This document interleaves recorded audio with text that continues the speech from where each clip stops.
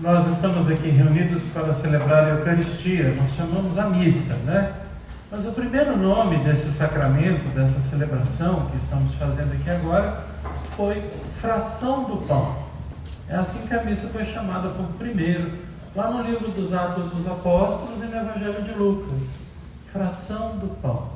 Os cristãos se reuniam para partir o pão.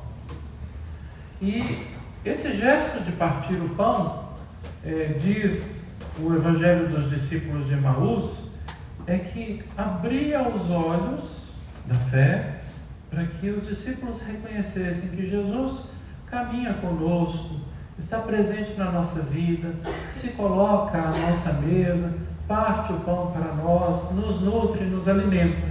E a gente faz isso aqui, a gente faz a fração do pão. Enquanto cantamos Cordeiro de Deus que tirais o pecado do mundo, o Padre parte o pão. E o que isso tem a ver com o Evangelho de hoje? Acho que tem muito a ver.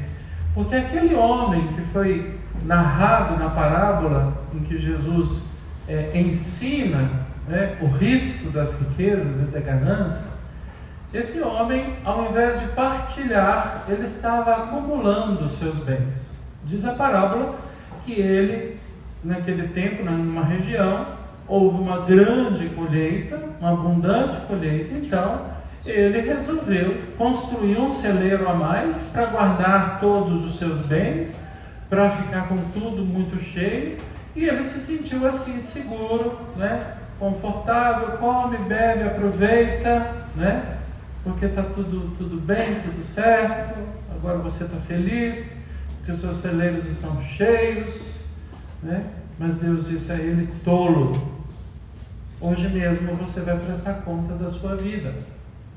Isto é, você vai morrer hoje. Você vai prestar conta da sua vida.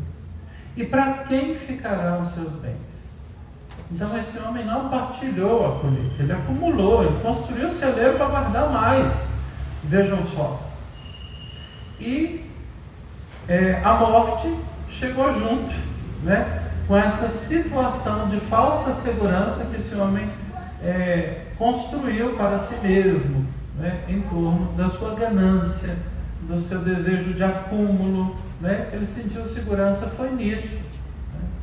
Na verdade, o que aconteceu com esse homem é aquilo que nós cantamos no Salmo: fazeis voltar ao pó todo mortal, quando dizeis voltai ao pó, filhos de Adão. Nós somos filhos e filhas de Adão, somos pó, ao pó retornaremos. A nossa vida é barro, ela é frágil, ela passa assim, como um sopro. E aí, esse Evangelho de hoje, a primeira leitura e o Salmo, vem nos ensinar a sabedoria que vem de Deus. E a sabedoria que vem de Deus, diziam os antigos da nossa igreja, é Jesus. Jesus é a sabedoria de Deus que se encarnou e assumiu a nossa condição humana. A gente até canta numa antífona, às vésperas do Natal: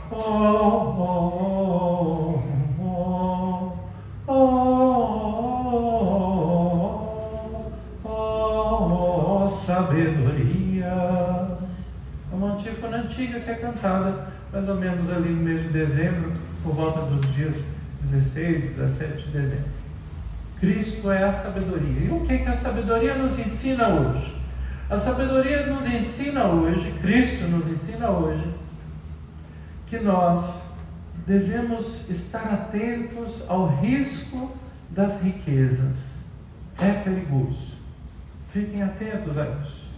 Jesus não está proibindo a gente de ter bens, não se trata disso, mas está nos propondo despertar em nós a sabedoria diante daquilo que somos e daquilo que possuímos, para viver uma vida sábia diante de Deus e diante dos outros. Aquele homem não usou a sabedoria, certamente porque não escutou a palavra de Deus, ele acumulou. E quem faz isso, nos dizeres de Paulo, na carta que nós ouvimos, Paulo faz uma lista de coisas da terra, dizendo: nós somos do céu, então tomem cuidado com as coisas da terra. Paulo faz uma lista, e a última das coisas que Paulo diz: e a ganância, que que é idolatria? A ganância que é idolatria. Então, a idolatria é o risco. É o risco a gente colocar no lugar de Deus, no altar da nossa vida, do nosso coração, a gente colocar essas coisas no lugar de Deus. O nosso coração, a nossa vida tem que estar orientada para Deus. Essas coisas podem estar aí na nossa vida, mas elas não podem ocupar esse lugar. Então, a sabedoria nos ensina a olhar com essa desconfiança de que às vezes a gente pode deixar que essas coisas ocupem um lugar que não é delas, sobretudo o altar da nossa existência, o altar do nosso coração, né, que só deve ser ocupado por Deus. Por isso também a gente ouviu na primeira leitura o princípio do livro do Eclesiastes. Em algumas Bíblias vai vir Kohelet. Vaidade das vaidades, tudo é vaidade, né? Então é um livro sapiencial, e a palavra vaidade é muito interessante porque ela tem a mesma raiz da palavra vã. Aquilo que é vão é vazio, é oco, não tem consistência, né? Então a vaidade vem de vão. Mas sabe o que vem também de vão, de vazio? Idolatria. A palavra idolatria também vem desse vazio. No Antigo Testamento os profetas vão chamar a atenção: olha, os ídolos são vazios, eles são os vazios, e aqueles que seguem os ídolos são vazios iguais a eles. Então, o que Deus aponta para nós hoje como ídolo é exatamente esse comportamento que está dentro de cada um de nós, que é a ganância, né? Essa falsa sensação de que isso vai trazer segurança para a nossa vida. Não, a nossa segurança está em Deus, né?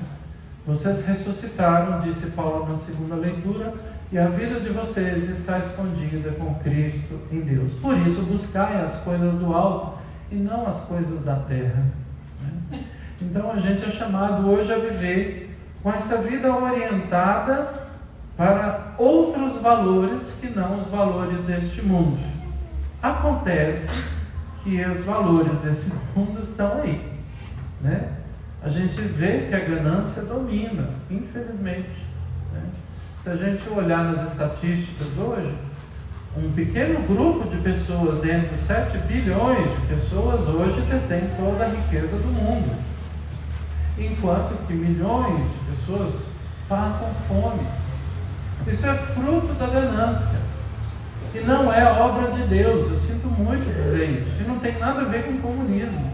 Isso tem a ver com a Bíblia, com o Evangelho. Isso é escandaloso para quem diz que professa a fé em Jesus Cristo, né? Aceitar uma realidade dessa.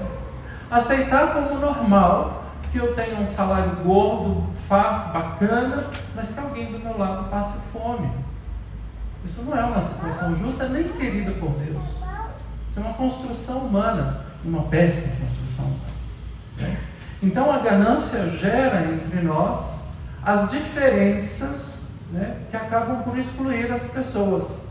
Vai no contrário daquilo que Paulo disse na segunda leitura: não há mais judeu e grego entre nós, nem mulher, nem homem, nem escravo, nem livre, nem judeu, nem pagão, mas todos somos uma coisa só em Cristo.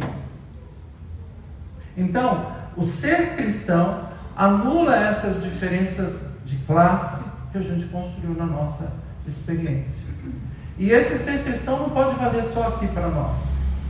A gente precisa lutar por um mundo onde, né, essas diferenças que matam, né, matam de verdade, né, elas são fruto então dessa idolatria da ganância, né, do anseio, da ansiedade por dinheiro e por tudo isso que faz de nós, né, pessoas muito indiferentes à dor e ao sofrimento alheio. E o que gera tudo isso, né? A gente já falou o que gera tudo isso, mas em nós gera a escravidão. Então, volto a repetir, o problema não é ter. O problema é como é que a gente vive em relação a essas coisas. Então, está em jogo a sua própria liberdade. Nós somos filhos e filhas de Deus para sermos livres e senhores de tudo e da nossa própria vida, não escravos das coisas e das situações ou qualquer outra coisa que a gente queira colocar nesse altar, né? Não, nós somos livres. Deus nos libertou em Jesus Cristo, seu Filho. Então, meus irmãos e irmãs, o Evangelho de hoje é um convite para que a gente aprenda dessa mesa aqui a viver a nossa vida do mesmo jeito que a gente faz com o pão. A gente partilha o pão. E esse gesto de partilhar o pão, que é consagrado ao próprio corpo de Cristo, né? A coisa mais sagrada para nós, ela é partilhada, ela é dada, né? Para lembrar a gente aquilo que a gente cantou no ato penitencial: o Cristo que era rico de rico se fez pobre para nos enriquecer. Então quem come desse pão aqui aprende não a acumular, mas a partilhar. E aprendendo a partilhar, porque recebe da vida dele, né, que é Deus, que é o Filho de Deus, né, recebe a partilha da vida dele, passa a viver como ele, partilhando a própria vida, né, e não acumulando para si mesmo o seu viver, o seu ser, o seu ter, seja o que for.